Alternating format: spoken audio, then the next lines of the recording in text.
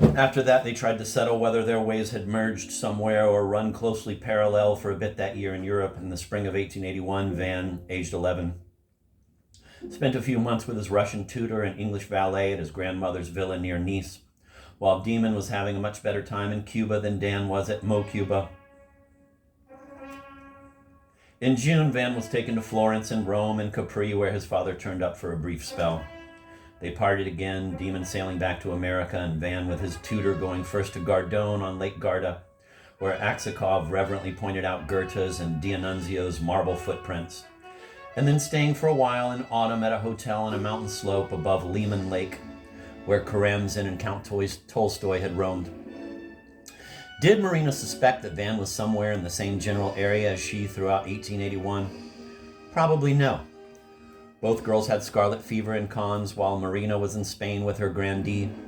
After carefully matching memories, Van and Ardor concluded that it was not impossible that somewhere along a winding Riviera road, they passed each other in rented Victorias that both remembered were green, with green harnessed horses, or perhaps in two different trains going perhaps the same way, the little girl at the window of one sleeping car, looking at the brown sleeper of a parallel train which gradually diverged towards sparkling stretches of sea that the little boy could see on the other side of the tracks.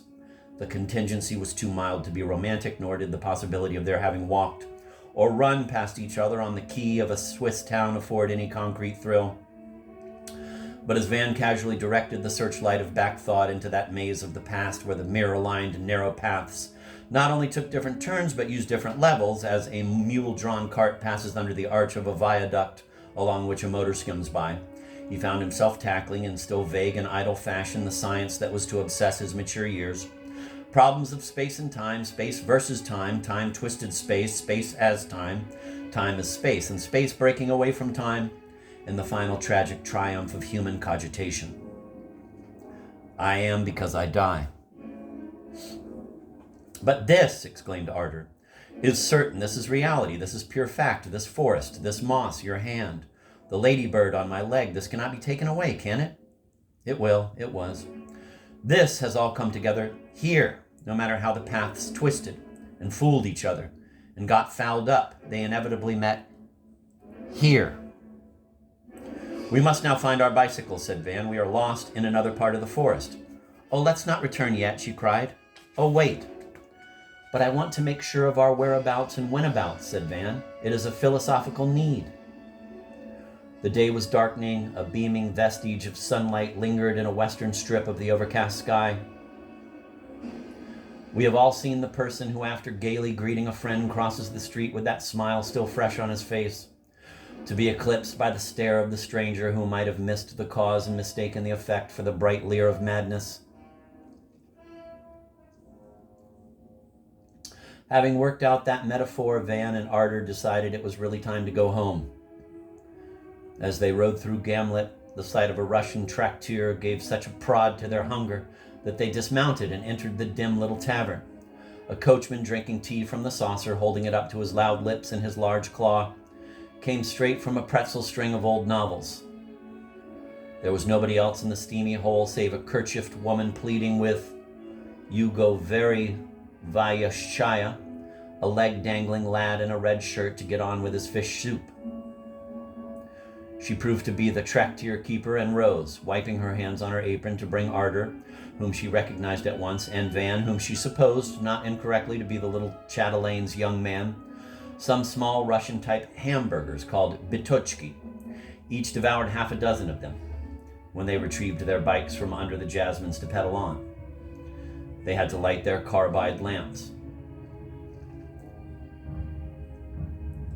They made a last pause before reaching the darkness of Artis Park.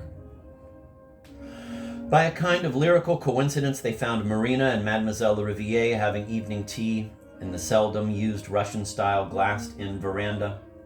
The novelist, who was now quite restored, but still in flowery negligee, had just finished reading her new story in its first fair copy to be typed on the morrow, to Tokay-sipping Marina, who had le vin triste and was much affected by the suicide of the gentleman à cou rouge et poussant de vouf encore plein de sève, who, frightened by his victim's fright, who who, frightened by his victim's fright, so to speak, had compressed too hard the throat of the little girl he had raped in a moment of glutinary impardonable.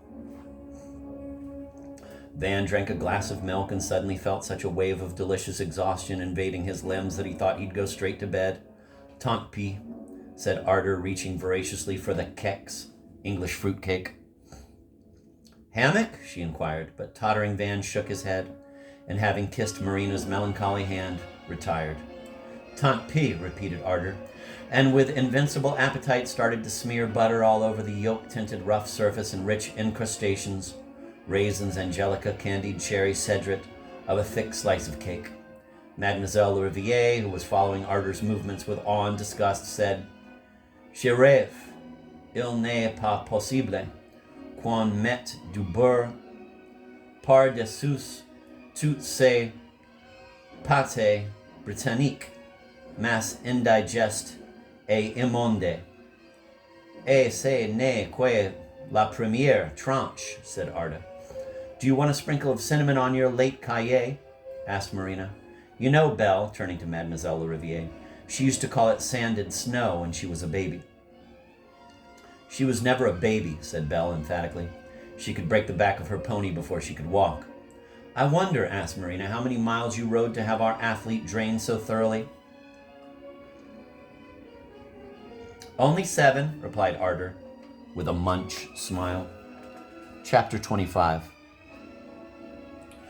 On a sunny September morning, with the trees still green but the asters and fleabanes already taking over in ditch and dalk, Van set out for Ladoga, N.A., to spend a fortnight there with his father and 3 tutors, before returning to school in cold Luga, Maine. This heavy classical is a bit too heavy today.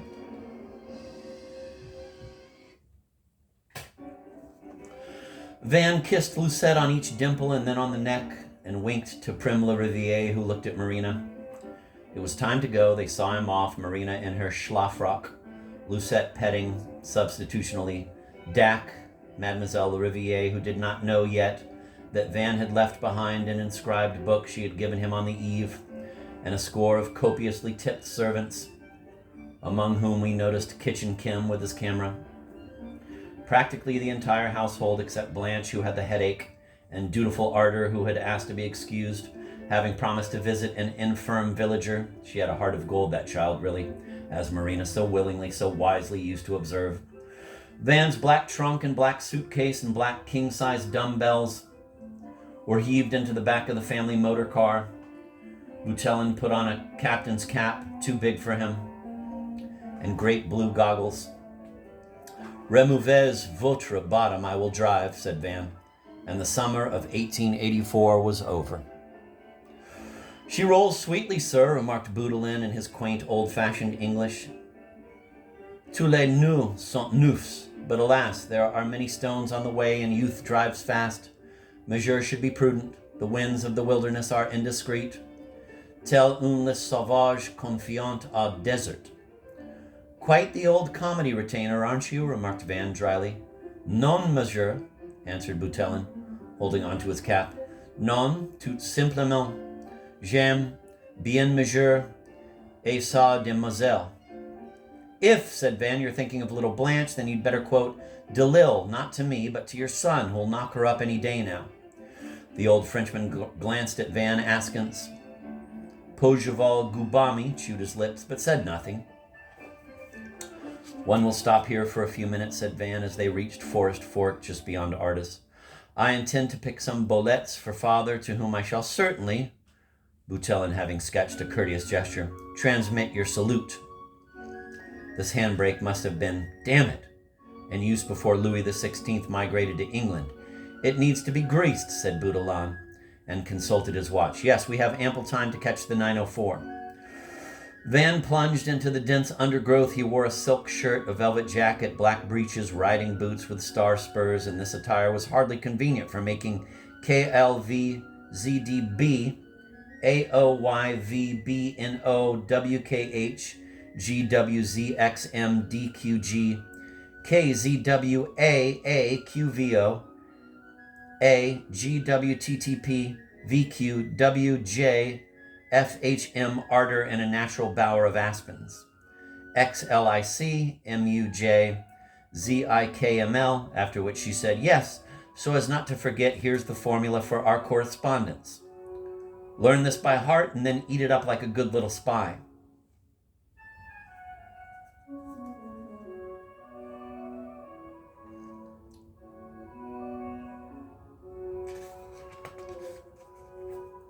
Post restant both ways, and I want at least 3 letters a week, my white love.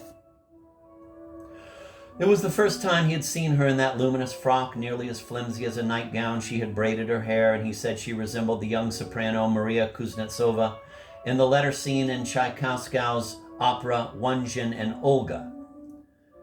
Ardor, doing her feminine best to restrain and divert her sobs by transforming them into emotional exclamations, pointed out some accursed insect that had settled on an aspen trunk. Accursed? Accursed?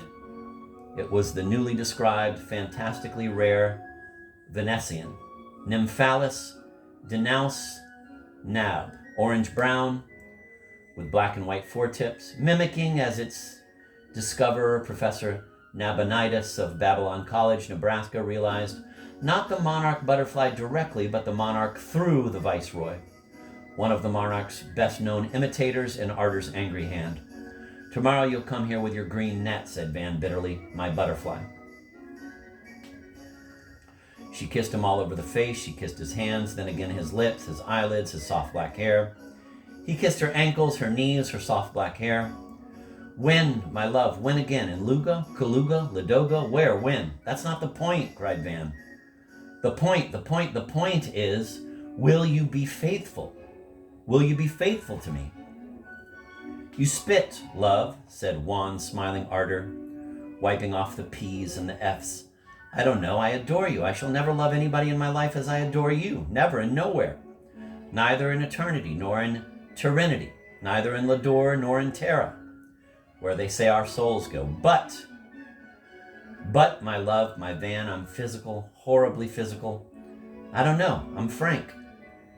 Qui pousse? Oh dear, don't ask me. There's a girl in my school who is in love with me. I don't know what I'm saying. The girls don't matter, said Van. It's the fellows I'll kill if they come near you. Last night I tried to make a poem about it for you, but I can't write verse. It only begins. Ardor are ardors and arbors, but the rest is all fog. Try to fancy the rest.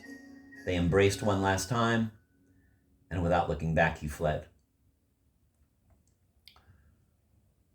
Stumbling on melons, fiercely beheading the tall, arrogant fennels with his riding crop. Van returned to the forest fork. Morio, his favorite black horse, stood waiting for him, held by young Moore. He thanked the groom with a handful of Stellas and galloped off, his gloves wet with tears.